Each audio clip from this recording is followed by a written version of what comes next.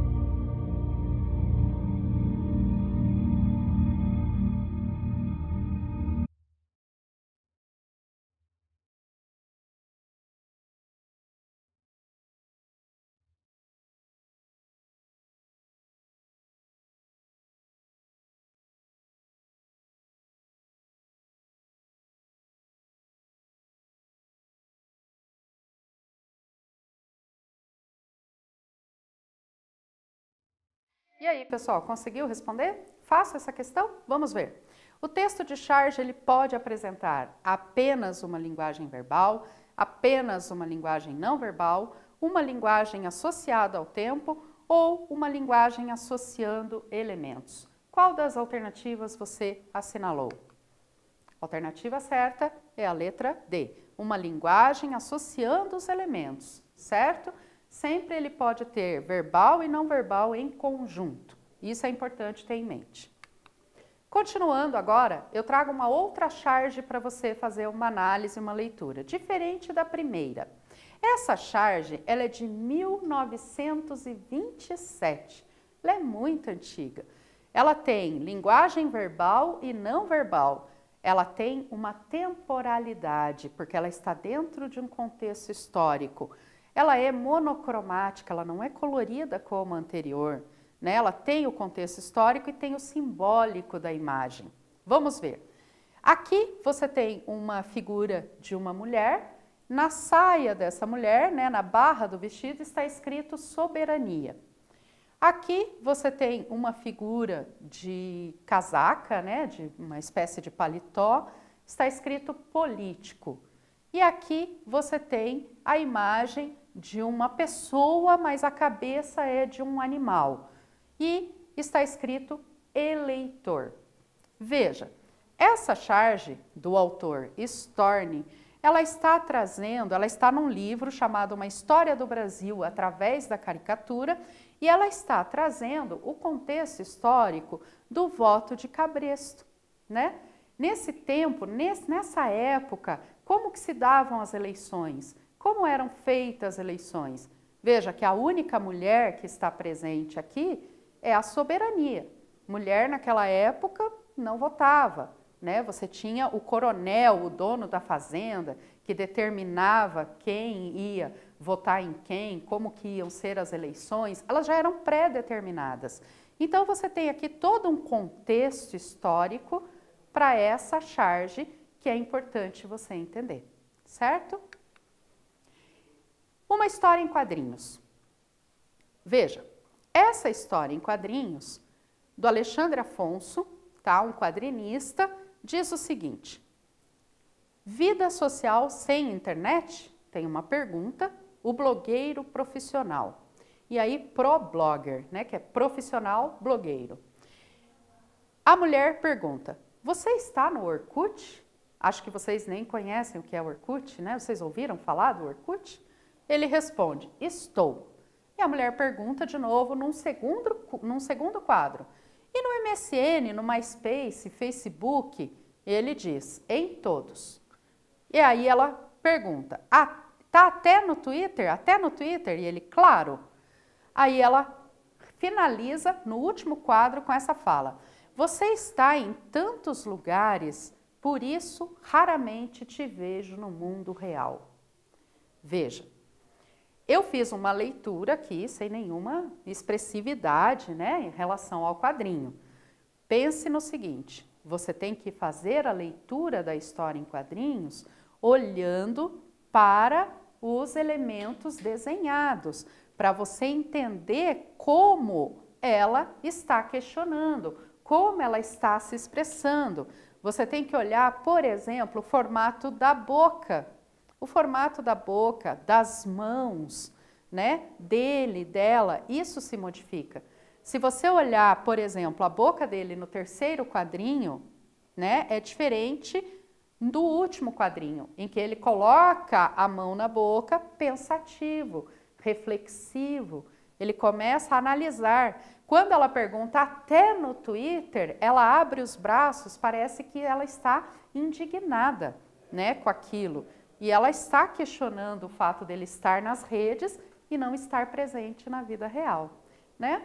Então, veja, é uma história em quadrinhos, tem uma sequência, né? Então, vamos ver as características das histórias em quadrinhos. Elas se diferenciam das charges por se constituírem em uma sequência narrativa dividida em vários quadros. Uma tirinha pode ser um recorte de uma história em quadrinhos. Então, veja, quando você pega aquela tirinha com 3, 4 quadrinhos, com 2 quadrinhos, ou até mesmo com 5 quadrinhos, né? É uma tira, por isso o nome tirinha.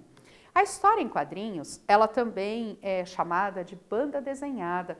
Em algumas línguas, em alguns países, só reconhecem como banda desenhada, por causa do desenho. E veja, qual é a diferença? A charge, olha aqui, vou voltar para mostrar para você. A charge tem um quadro só. Aqui, nessa charge, você tem um quadro só. Agora, na história em quadrinhos, você tem quadrinhos. Por isso, história em quadrinhos, mais conhecido como HQs, né? Então, vamos fazer um quiz sobre a diferença entre a HQ e a charge. Qual é a diferença? A diferença está em ambas terem desenhos, ambas fazerem uma crítica, em um número de quadros diferentes ou uma divisão entre formatos e cores. O que você responderia? Um pouquinho de tempo aí, bem rapidinho, daqui a pouco eu volto.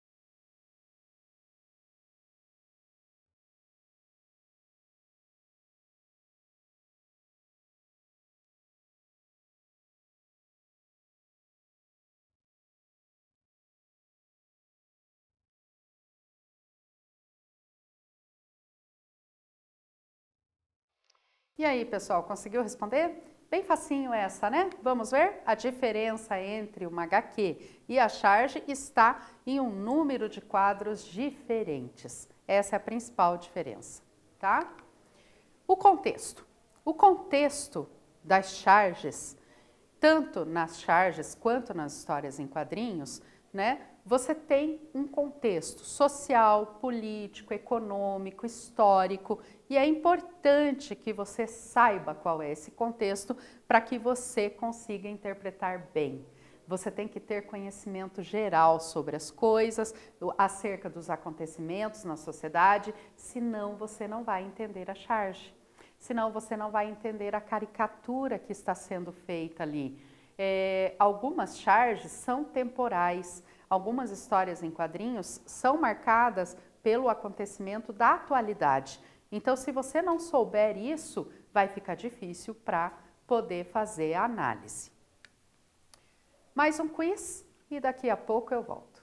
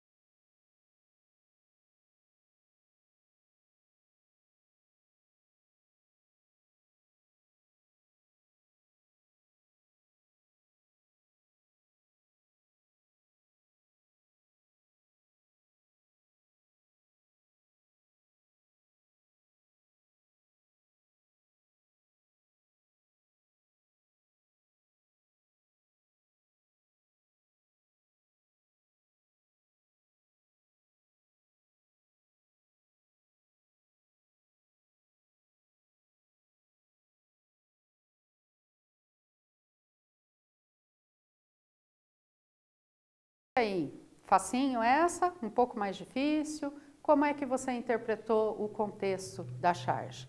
O contexto, ele diz respeito ao momento presente apenas? Não, eu posso ter uma charge atemporal. A reação das pessoas que leem? Também não. A ficção presente em cada quadro? Também não. Ao conjunto de acontecimentos sociais. Tudo o que acontece na sociedade pode ser motivo para uma charge, certo? Então, agora a gente vai pensar um pouquinho como a gente vai fazer a análise da charge. O que tem que ser considerado? Toda a palavra escrita. Tudo que tiver escrito, qualquer elemento que apareça na charge, é importante que você tenha, que você leve em consideração na sua análise. Os detalhes nos desenhos, as caricaturas, as expressões faciais, a disposição de objetos ou outros elementos figurativos. Então, se você tem uma charge, por exemplo, em que você tem um quadro, um objeto que aparece em um quadrinho, aparece num primeiro momento e depois ele desaparece, isso tem um sentido, tem um significado. Por que ele foi retirado? Por que aquele vaso, por que aquele objeto já não está mais ali? Ou por que a expressão facial se modificou? Então, isso é importante de interpretar.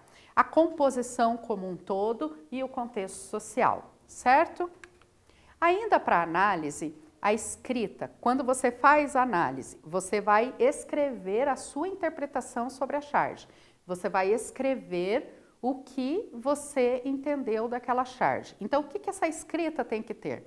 Né? A escrita deve conter uma descrição dos elementos presentes, o que é satirizado dentro do contexto exigido, as informações de referência da charge ou da HQ, no caso a autoria, a data de publicação, o meio de comunicação onde circula, e pode trazer uma avaliação crítica a depender da proposta textual. Então, tem uma sequência, tem uma composição de elementos que você tem que colocar no seu texto na hora em que você está interpretando, certo?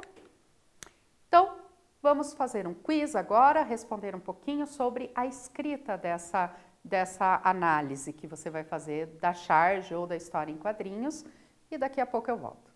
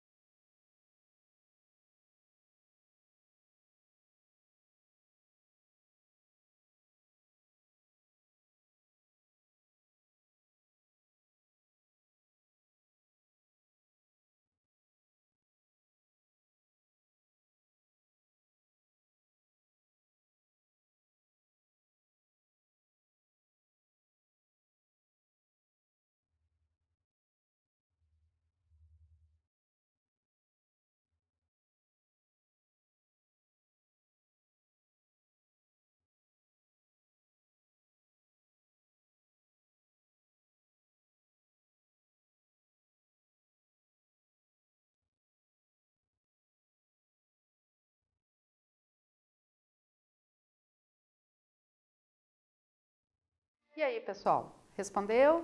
Tudo certinho aí? Conseguiu acertar? Será? Vamos ver? A escrita sobre a charge, a que você vai fazer, a sua interpretação da charge, é sempre avaliativa? Não, depende da proposta, depende do que é solicitado para você. Nunca pode fazer uma crítica? Você, às vezes, pode fazer uma crítica, depende da proposta. Está sempre considerando o contexto? O que você acha? A sua escrita tem que levar em consideração o contexto. E a última resposta, né, não traz dados de referência sobre o autor? Tem que trazer a autoria no seu texto. Você tem que dizer que charge é aquela. O seu leitor não sabe, o seu leitor não viu, ele não conhece, tá? E agora, um último quiz para a gente ir já finalizando a aula e eu vou deixar umas propostas de exercícios para vocês, tá certo? Daqui a pouco eu volto.